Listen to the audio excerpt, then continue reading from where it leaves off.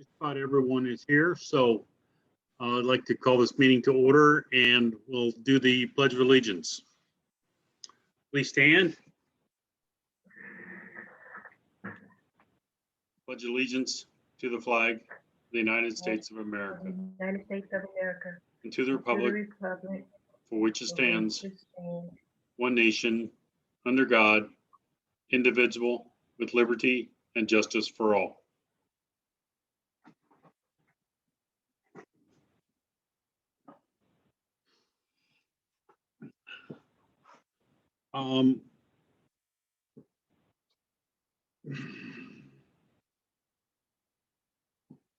Good morning, everyone.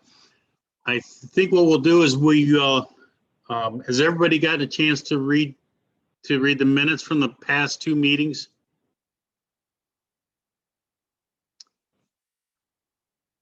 Let's see.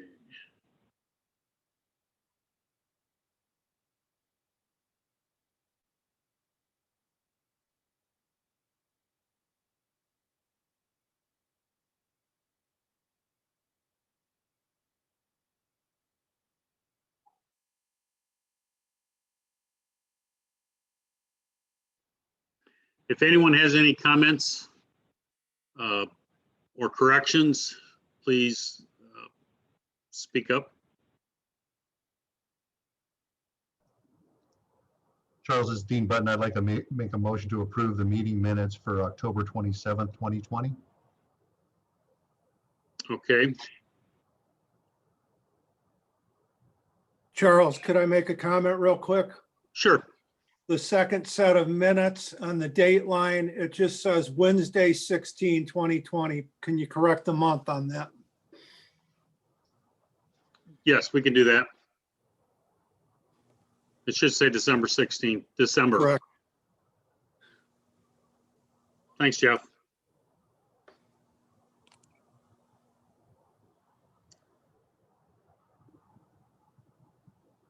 If there are no other changes,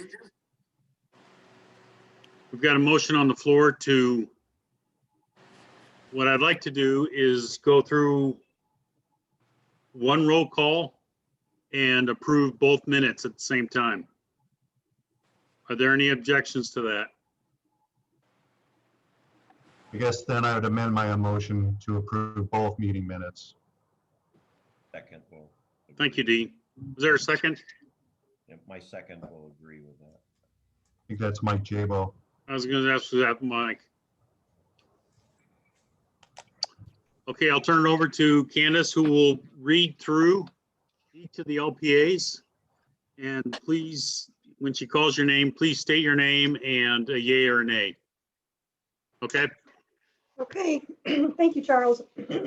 Lake County, Dwayne Overson, yes. Porter County, Bob Thompson, yes. Burns Harbor, Cedar Lake, Chesterton, Mark Odell, yes. Crown Point, Lassa May Bond, yes. Awesome, yes. Okay. East Chicago, Gary, AJ Bittner, yes. Hammond, Dean Button votes yes. Hobart, Lake Station, Adrian Vera, yes. Maryville, Munster, Portage, Sandy Kolb, yes. thank you. Cherville, Jeff Hewitt, yes.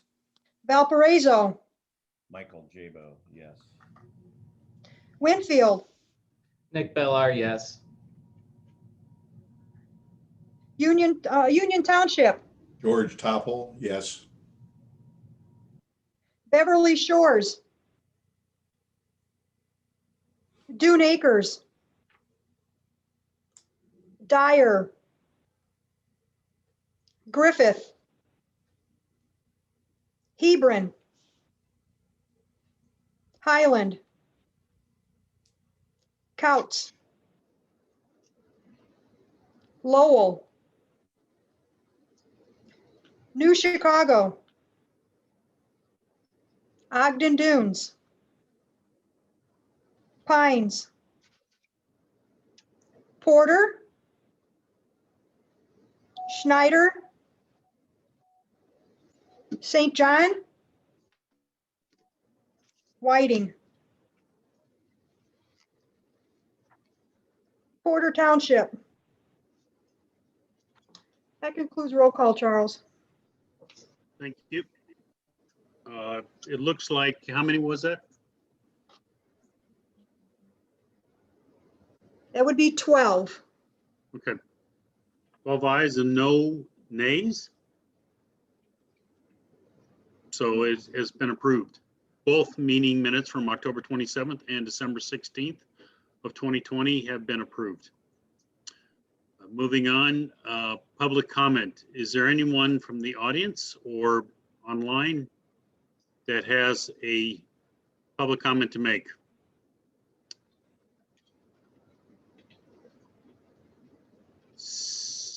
Hearing none, seeing none, we will move on to number 5, the 2020-24 transportation 2020 to 2024 tip. I will share my screen. Can everybody see my spending plan? No. We're still looking at the agenda. Oh. Okay.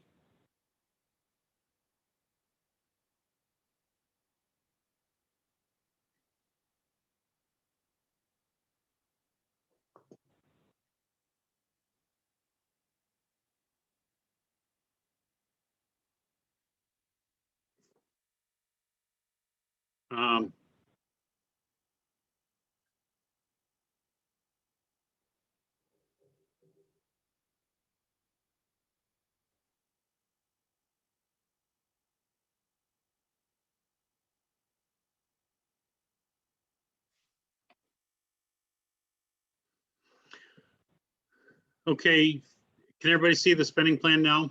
Yes. Did everybody get a copy of the spending plan? Was that attached? I got it off the website. Okay, There was an additional link on the website and on the notification. okay. That's what I thought. I just want to make sure that everybody had gotten a chance to look at it.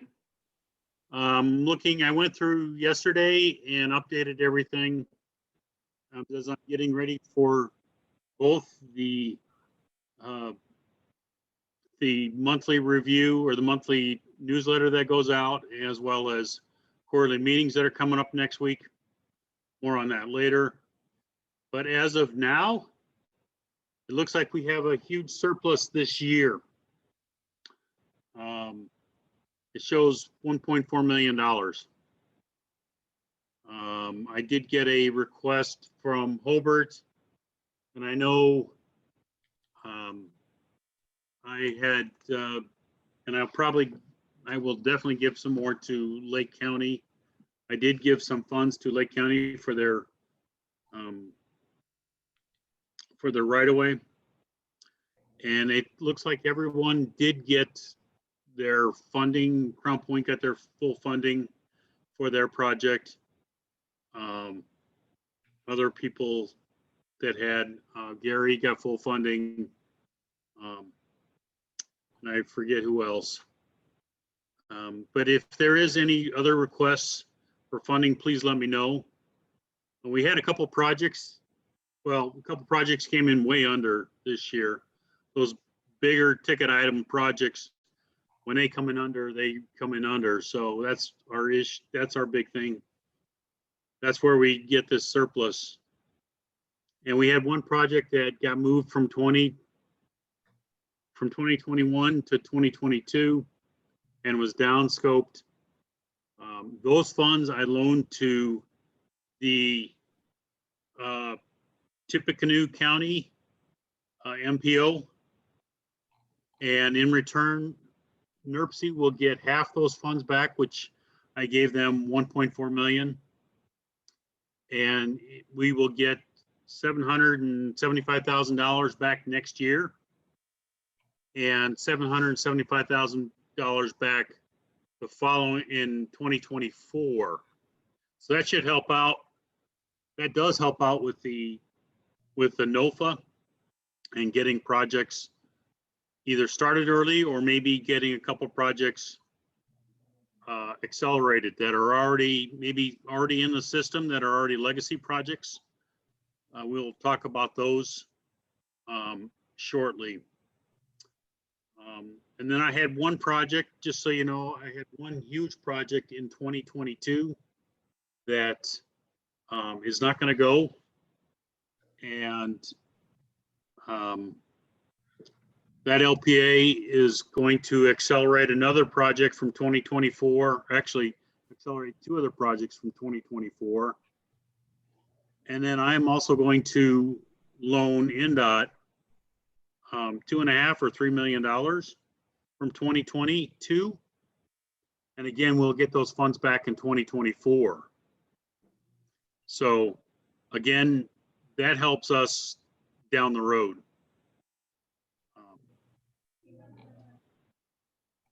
Any questions on that? I'll be happy to explain any of those.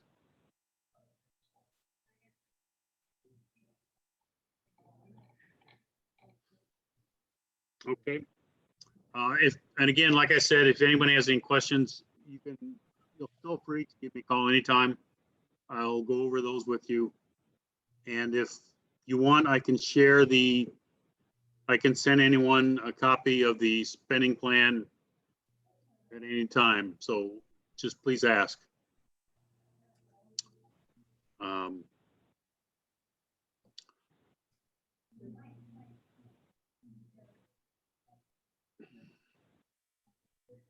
Moving on to the NOFA.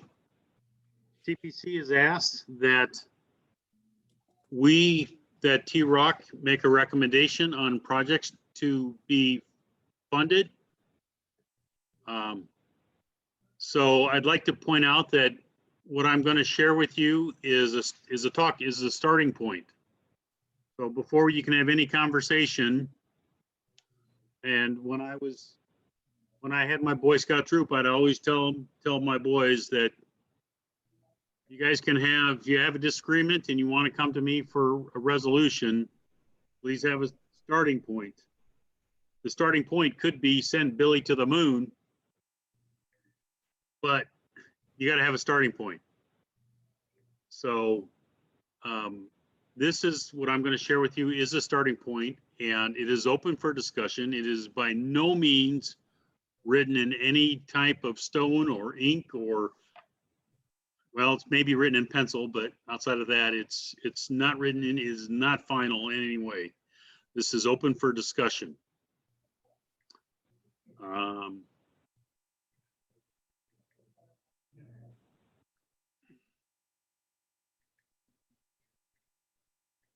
So this is, as of yesterday, I've kind of gone through. Now, what you're seeing from my screen, kind of, and it's just kind of the way I went through it. You're seeing the right half of the spreadsheet, which works out pretty good because then there are no, from my viewpoint, you don't see which LPAs are, we can kind of guess on some of these projects, but you don't know the LPAs. I can scroll to the left if I wanted to, but for the most part, I was looking at mainly the scores, available funding per the year, and the LPA's preference. So, and I was also looking at different comments and so on and so forth.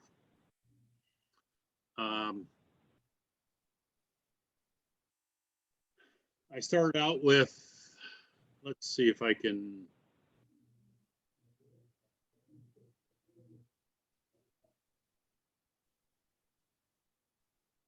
I started out with the program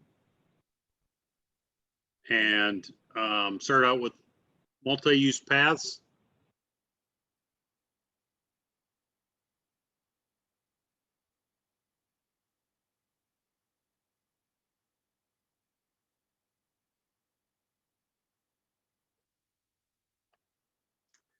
And I looked at the highest scoring projects.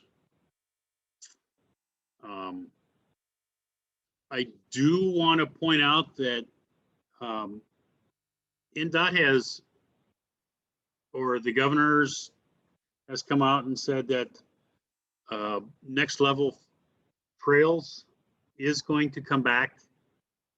We don't know when. We're told it's coming back soon. So we had 2 projects in the region that had applied for next level trails. And that was Hammond's and Crown Point. And so they are in the running. So I don't know. I understand that those are very good projects. They scored high on our list. I would imagine they would have scored fairly high. They were 1 and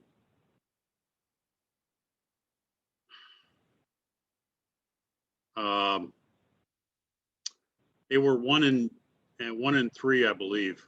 Yes. No. I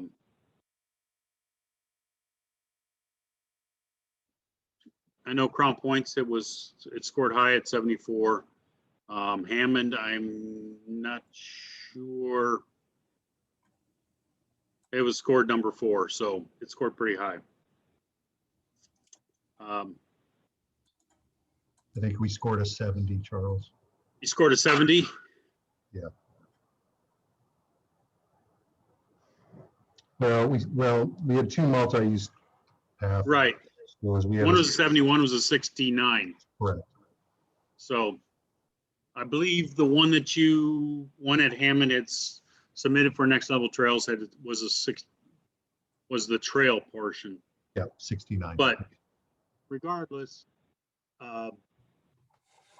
when that list comes out, and if there might be changes to the multi-use paths that we submit, okay.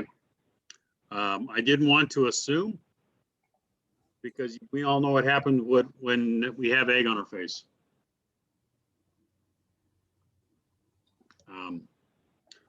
Like I said, I was looking at strictly the final scores and the rankings.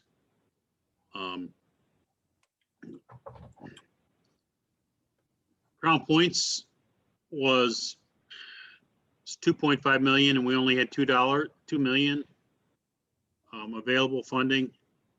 I did, just a little background, I also adjusted the amounts for everybody because we have the new roads, or we do have new roads coming in, or the new roads that are coming in that Surface Transportation Committee voted to recommend that we fund. So I am looking at funding those. So what I did was I grabbed a little bit of money from all the STBG pots.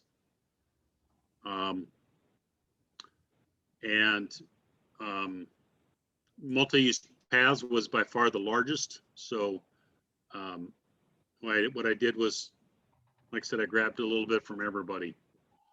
So I adjusted multi-use paths from 2.7 down to $2.2 million. So what I have is $2 million for Crown Point in 2025. In 2023, it looks like Hammond has requested $100,000 for PE in 2023. That would create a new legacy project. Hammond and East Chicago are also teaming up with NDOT to put a multi-use bike path on the Michigan Street. And basically what we're getting is a bridge for $720,000. Or $700,000, and I put that in 2024. NDOT's project is letting in 2024. So, as we all know, we can't build a bridge for $7 million or $700,000. At least one that I would cross. NDOT is doing the engineering, as well as the construction inspection, and taking care of all that. So basically, Amity, Chicago, and NERC only have to put up the funds for the materials. So, and actually that project also scored pretty high, so we get this in 2024. Again, we could do this because I moved some funds around and loaned some funds here and there. The next project would be MultiUse Path in Valparaiso. And they are asking for PE and almost $2 million. So that gives them the project in 2026 and PE in 2023.